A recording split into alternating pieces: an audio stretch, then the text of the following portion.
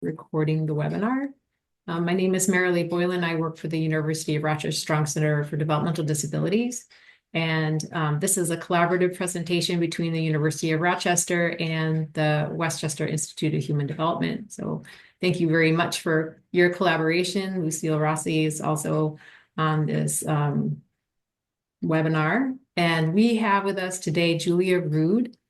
She is from ACCESS VR. She's a senior vocational rehabilitation counselor from the Transition Youth Services statewide transition team. And she oversees all of the transition services for youth 14 to 25. She worked closely with agencies, schools, and families to plan for a smooth school to work transition.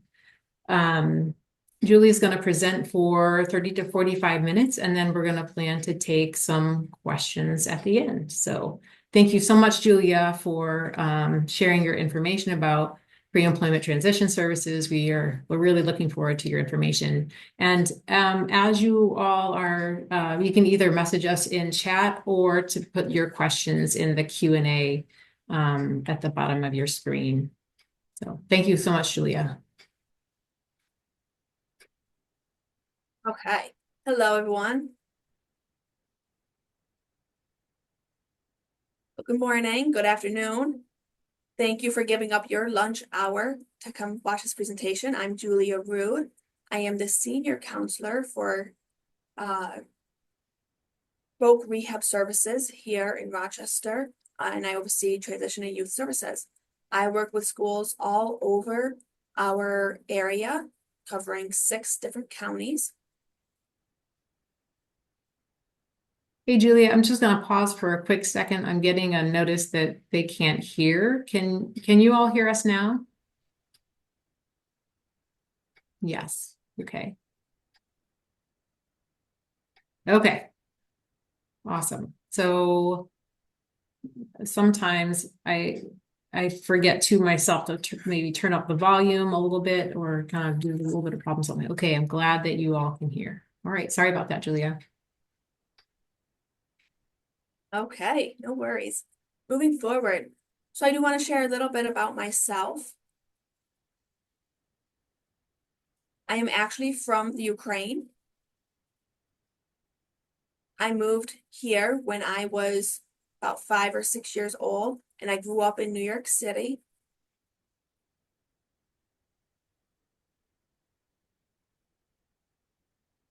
My parents are deaf, and my siblings are deaf.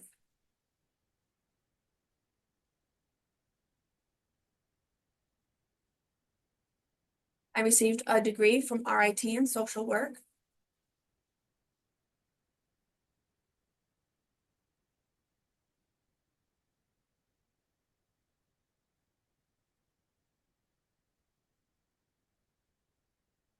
And I got a bachelor's from Virginia Commonwealth University. I did receive ACCESS VR services as I got into my senior year of high school. ACCESS VR supported me through my educational journey, through my bachelor's and through my master's degree.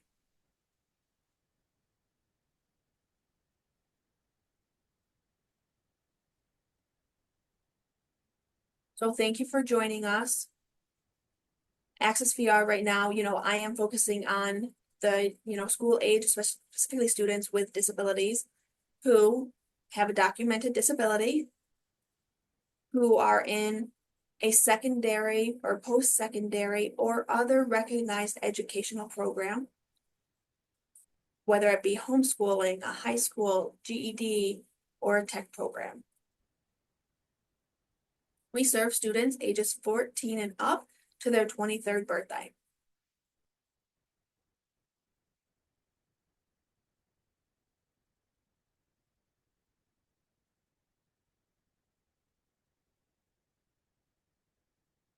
We have 15 district offices and 9 satellite offices statewide. We have counselors assigned to every high school in New York State. If you're not sure which counselor is assigned to your area, feel free to reach out to me and I can find that information for you. My email is in the chat box. The counselors actually go into the schools and work with students at their school during school hours, or they can meet after school hours.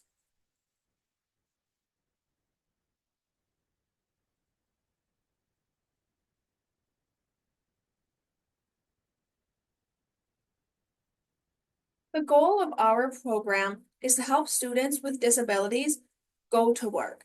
That is our ultimate goal, just employment.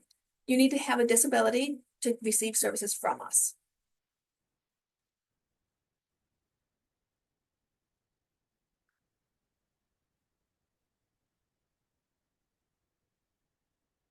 I notice we're a little bit slow here, so have some patience. Just bear with me. Okay. So here are some different examples of disabilities. Keep in mind that not all disabilities are visible. We always try to review the documentation provided that we get with the application for these students. And then we determine, what strengths that a student has and what challenges they have to best figure out how they can be successful when they are employed.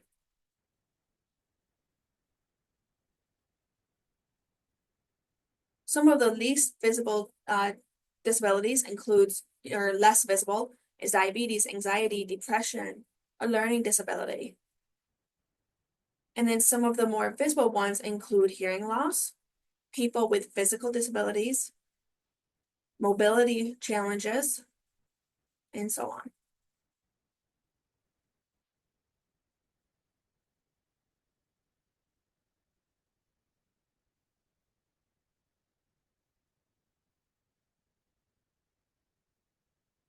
So my focus right now is the perks of receiving those, VR services. Like I mentioned, we do have a counselor, a VR counselor assigned to every school district. We provide orientation for students and families and staff. We can do that at the school or in our office. Our counselors can meet with students in the school, working closely with parents and staff at the school to ensure that services are meeting the students' needs. We would never force you to apply for VR services.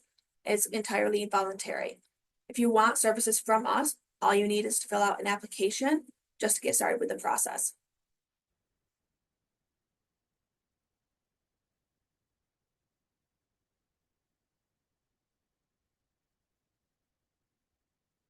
We have two different pathways to receive services with pre-employment transition services. Pathway number one is for students who are on the younger side, closer to that 14, 15, 16-year-old, or those who will not be exiting their school program within the next 2 years. So it could be someone who's, a freshman, sophomore, even some 8th graders who are 14 years old or older, or someone who is in a post-secondary program. Whether it be a pre-voc program or someone who is not leaving high school until their 23rd birthday. We strongly encourage students to apply for our potentially eligible, or you'll see it written as PE program for those younger students in Pathway 1. Students who are ready to exit high school, those juniors and seniors, or students who are, that 21, 22 age who are exiting out of high school, we encourage them to apply for VR services with Pathway 2. VR services is all inclusive at that point and receives a lot more services than they do at the potentially eligible level.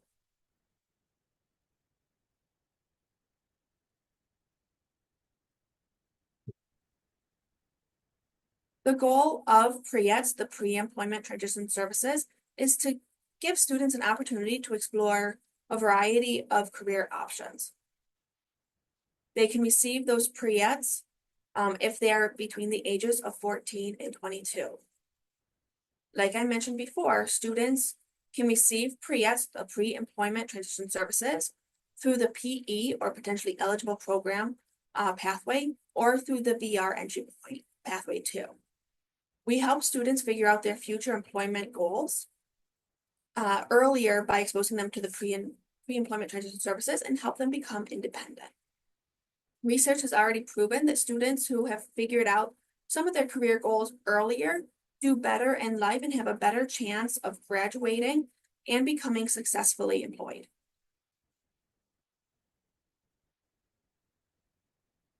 Now we can talk about the 5 different pre-EDS core services.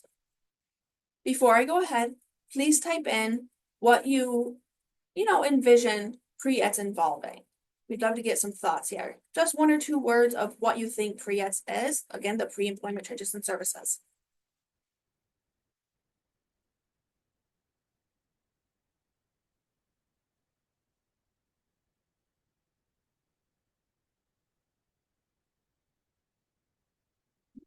Yeah.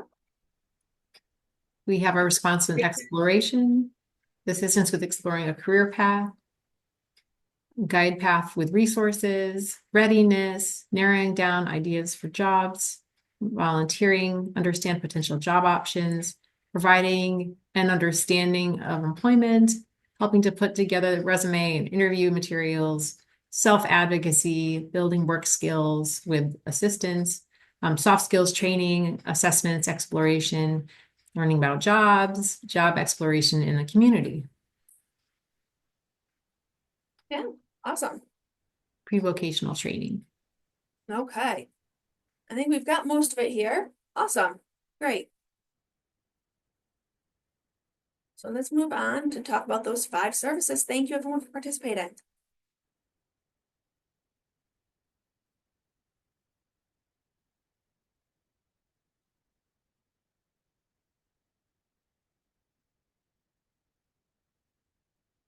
Okay.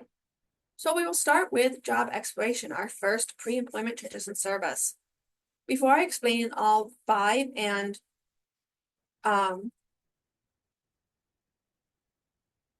so before we get started with talking about the 5 pre-EDS, I have another question for you. When you were 14, what was your dream job? What did you see yourself becoming? You can add that to the chat as well. I thought I was going to be a teacher when I was 14. We have a teacher, we have occupational therapist, yay OT, I'm an OT, doctor,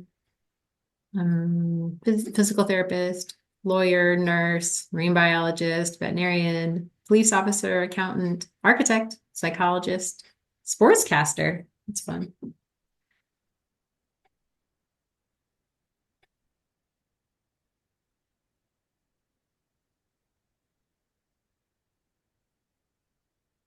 Carpenter. And own an early childhood program. Okay, awesome. So, is that the job that you currently have now? Your job that you thought you were going to have at 14? Are you in that career now? I know I am not a teacher. That is not something I became. A lot of no's, a laugh out loud no. Exactly. So that's why we offer the pre-employment transition services.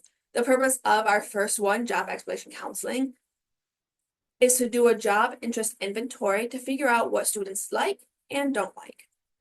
It gives students a better idea of what jobs are available where they live.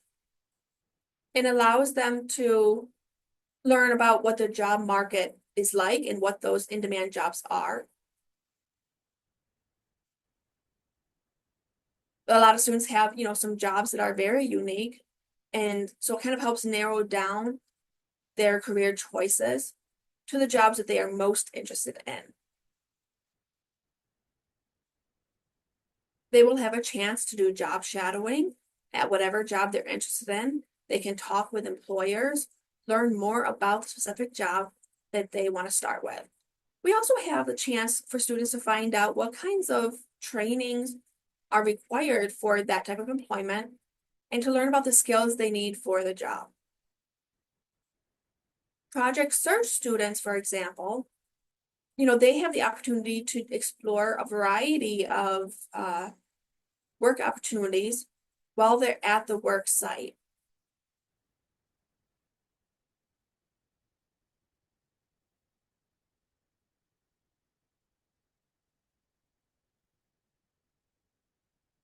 And see, the second pre-ed service that we offer is work-based learning experience. This is another pre-ed service that students find very useful. This is typically happening through the school, but there are opportunities to do the work-based learning experience outside of the school setting or collaborating with the school to provide the service as a team. The goal of this is to get the actual hands-on experience in the field that a student is interested in. This can be done through volunteer work. It can be, working at the job, learning about the job duties, talking with the people who are already working there, interviewing folks about the job that they have.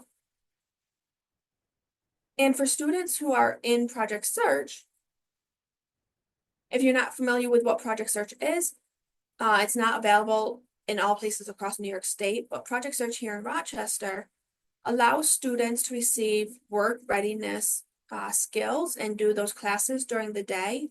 And then for the second part of the day, they go out and try 3 different work rotations at 3 different work sites within a variety of businesses to provide students the opportunity to try different kinds of work.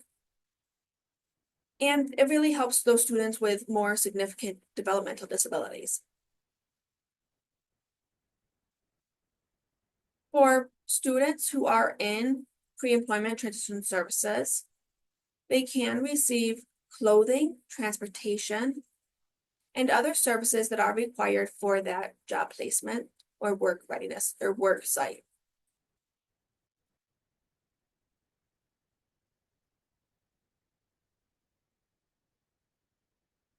Workplace readiness, I'm sure this is one that's very familiar with, but this is our soft skills class. We call it, maybe call it employment skills. It's very important to skills that can be applied for any job. Students learn how to interact effectively with supervisors and coworkers.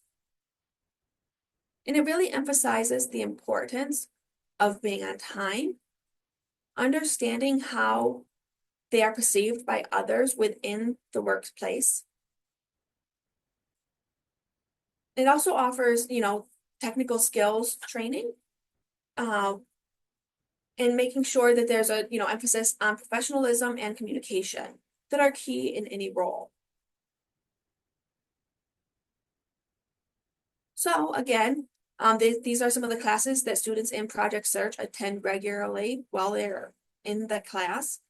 And we are working to start that this summer before they start Project Search in the fall, so that they can meet their classmates, participate in travel training, and complete any necessary paperwork needed to get ready for the start of Project Search in September. Workplace readiness also includes resume writing.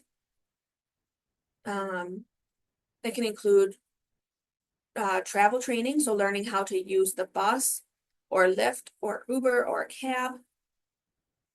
Learning how to independently get to, whatever place you're trying to get to. Learning about the different resources in the community and how to get there, whether that be work, the doctor's office, the DSS office, where is that and how do you get there? If a student needs help with housing, if they need help with, paying rent, they can learn how to, another service is learning how to set up a bank account and how to use that bank account. Things like that. This really is independent life skills and things that students need to be successful at work and life.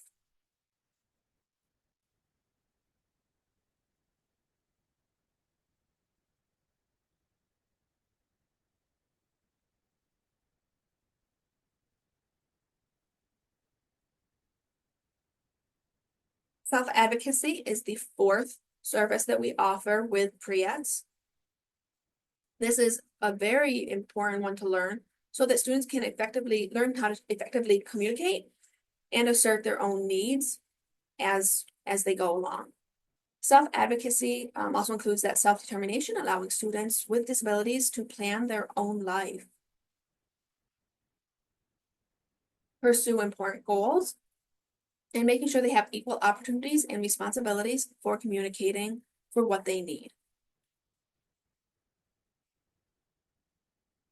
They start developing those self-advocacy skills earlier with this class, and it's very important to transitioning from school to adult life. This is especially helpful when students are used to their parents making decisions for them, where we want to encourage them to become more independent and make decisions for themselves rather than relying on their family. Another important part of self-advocacy includes becoming self-aware, understanding and disclosing their disability. When should they disclose their disability and when should they not disclose their disability? How to make decisions and set goals for themselves. How to evaluate a variety of options and identify their own independence. It's also how they can use reasonable accommodations and how to request those, how to seek out and accept help, become a leader,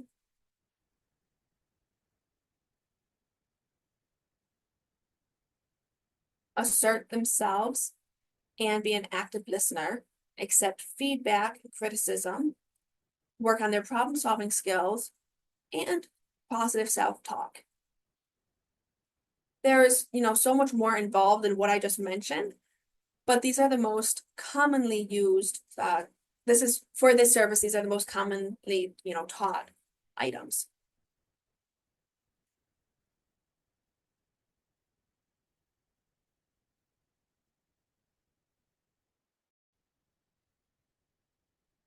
So for peer mentoring here, in general, it's a great way, for students to have that peer system, that peer support system, someone who's there that they can learn from at their new job.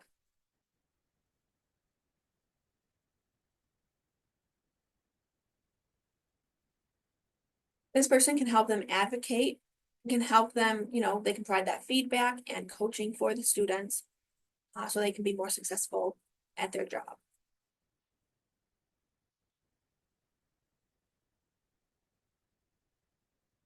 So all of those pre-ET services, the pre-employment transition services, are exclusive to pre-employment transition services, the pre-ETs.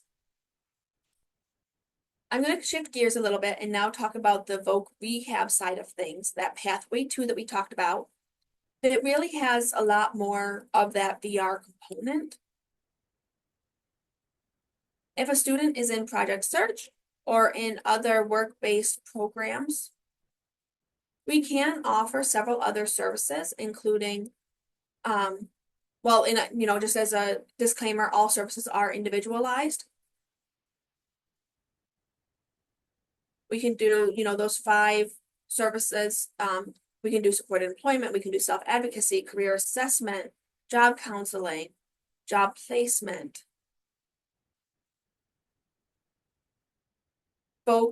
vocational, technical, and BOCES training, interpreting services.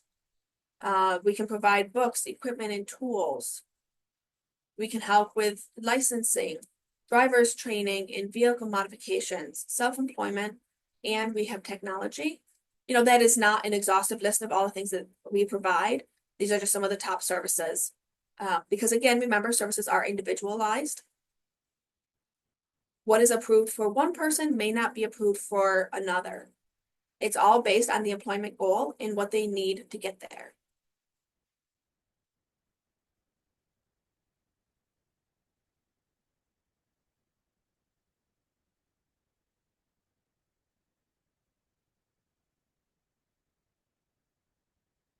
Each student has an opportunity to build a partnership with agencies and employers during these employment services.